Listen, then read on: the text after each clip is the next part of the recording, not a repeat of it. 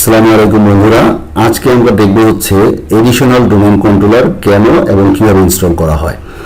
Additional domain কন্ট্রোলারটা মূলত হচ্ছে যে আপনার একটা কোম্পানিতে আপনার ফরেস্ট একটা ডোমেন আছে, ডোমেন কন্ট্রোলার আছে। যদি কোনো কারণে ওই ডোমেন কন্ট্রোলারটা ডাউন হয়ে যায় অথবা মূলত ওই ডোমেন কন্ট্রোলারের আরেকটা রিডান্ডেন্ট হিসেবে আমরা এডিশনাল ডোমেন কন্ট্রোলারটা সেট আপ করে রাখতে পারি।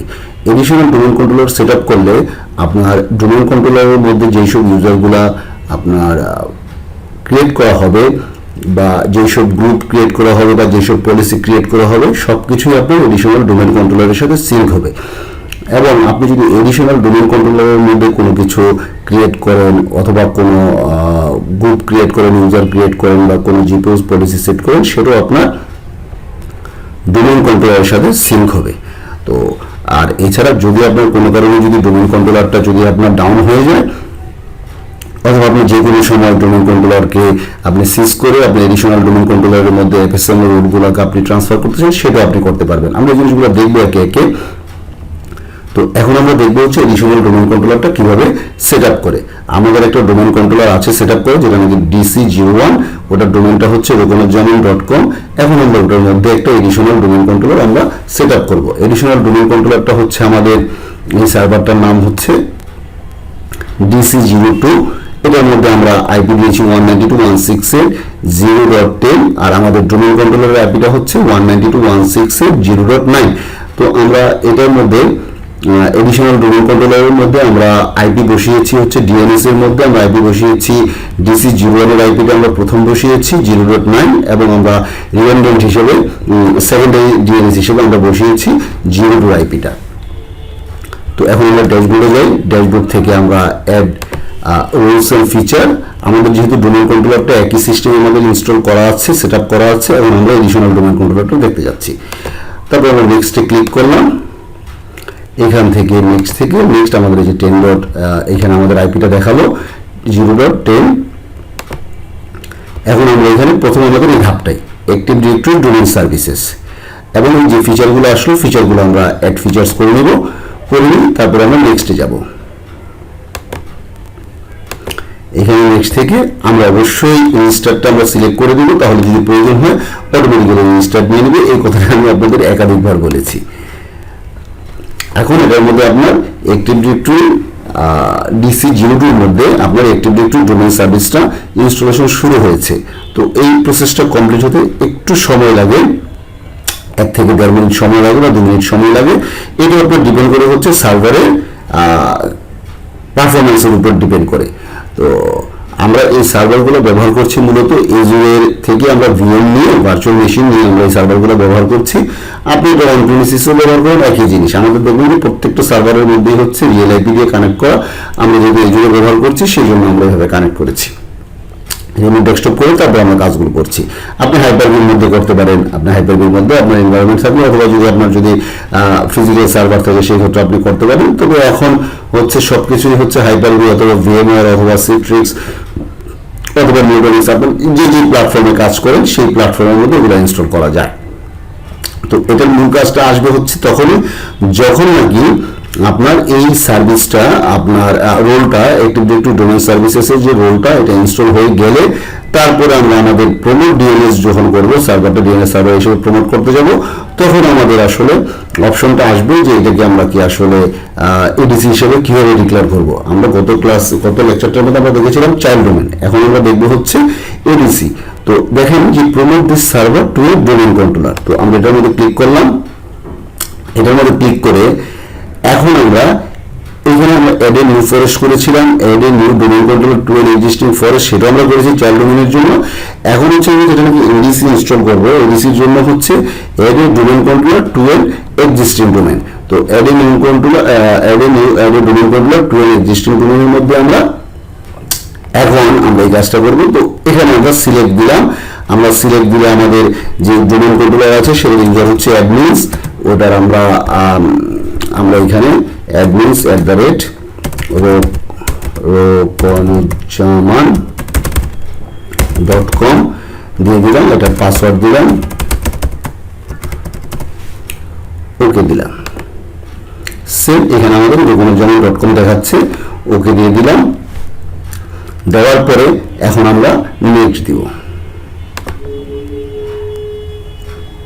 এখন আমাদের এই জায়গার মধ্যে ডিএসআরএম পাসওয়ার্ড চাচ্ছে, আমরা ডিএসআরএম পাসওয়ার্ড দিয়ে দিলাম।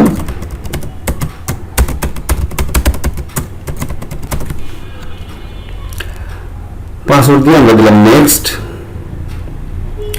তারপর হচ্ছে এটা এখানে টিক চিহ্ন দিতে হবে না, এরপর আমরা নেক্সট। এখান থেকে আমরা রেপ্লিকেট ফ্রম, এখানে আমরা dc01.romanuzzaman.com এটা আমরা সিলেক্ট করে দিলাম, এখান থেকে রেপ্লিকেট হবে। তারপর হচ্ছে নেক্সট। এখানে আমাদের ফোল্ডারগুলো দেখাচ্ছে কোথায় কোথায় লোকেশন থাকবে, এটা আমরা ইচ্ছা করলে চেঞ্জ করে দিতে পারি। রিভিউ অপশন থেকে আমরা নেক্সট দিলাম। এখন প্রিরিকুইজিট চেক হবে, চেক হওয়ার পরে ইনস্টল। ইনস্টলেশনের কাজটা কমপ্লিট হয়ে গেলে আমাদের এডিশনাল ডোমেইন সার্ভিসটা, additional domain controller installation complete হয়ে যাবে। তারপর আমরা দেখব হচ্ছে আমরা এর মধ্যে চলে যাই হচ্ছে আপনার ডোমেইন কন্ট্রোলারের মধ্যে। আমরা ডোমেইন কন্ট্রোলারটা লগ ইন করবো। ডোমেইন কন্ট্রোলারটা লগ ইন করতে হলে আমরা ডোমেইন কন্ট্রোলারটা লগ ইন করবো। আমরা একটু পজ দিলাম, এটা ইনস্টল হতে থাকুক, আমরা একটা পজ দিয়ে রাখলাম। আমাদের মূল ডোমেইন কন্ট্রোলার যেটা সেটা ওপেন হয়েছে। এখন আমরা এখানে টুলস থেকে activity to users and computers এর মধ্যে আমরা গেলাম। এটা হচ্ছে আমাদের এখানে ডোমেইন দেখাচ্ছে romanuzzaman.com। এইটা ইউজার্স এর মধ্যে আমরা একটা উইন্ডো তৈরি করি। আমরা এগুলো আগে দেখেছি কিভাবে উইন্ডো তৈরি করতে হয়। তো আমরা এটার মধ্যে হচ্ছে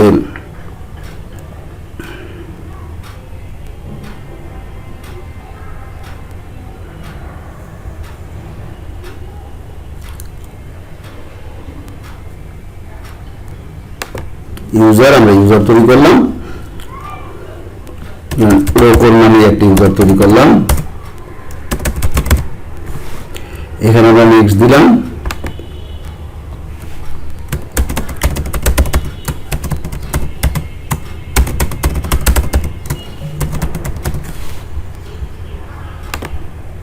পাসওয়ার্ড নেভার এক্সপায়ার দিয়ে দিলাম। এখন আমরা এখানে একটা রোবট নামে একটা আমরা ইউজার তৈরি করেছি। তো রোবট নামে ইউজার তৈরি করার পরে এখন আমরা যদি চাই যে এই জায়গার মধ্যে আমরা অর্গানাইজেশন ইউনিট আমরা তৈরি করে নিতে পারতাম। তো আমরা যাই হোক আমরা একটা ইউজারের ভিতরে আমরা একটা ইউজার তৈরি করলাম। তো এখন আমরা আমাদের এডিশনাল যে ডোমেইন কন্ট্রোলারটা আমাদের সেটআপ হলো সেখানে আমরা যাব। আমরা ডোমেইন কন্ট্রোলারের ভিতরে আমরা দেখি যে আমাদের লোকাল সার্ভার, এই লোকাল সার্ভার হচ্ছে DC01, এটার ভিতরে আমরা তৈরি করেছি। তখন আমরা এডিশনাল ডোমেইন কন্ট্রোলারের ভিতরে যাব। এটা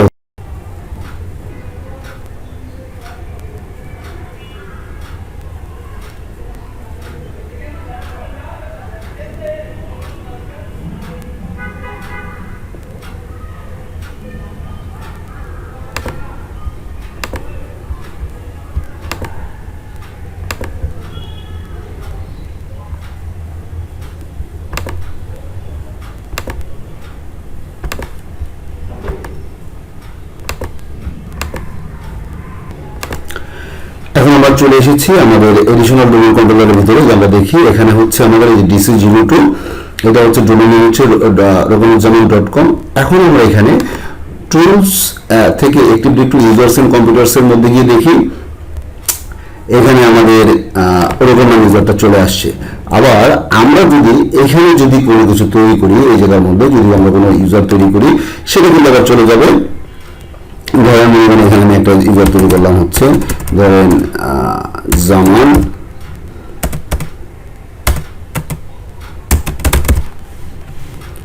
তারপর হচ্ছে নেক্সট, পাসওয়ার্ড দিলাম।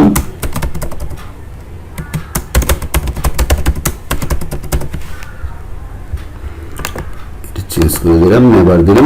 এটা দিয়ে লগ ইন করবো না। আর এখানে আমি জামান নামে একটা ইউজার তৈরি করলাম। এই জামান ইউজারটা আমাদের ডোমেইন কন্ট্রোলার DC01 এর মধ্যে চলে যাবে। আমরা তৈরি করলাম কোথায়? DC02 আমরা তৈরি করেছি।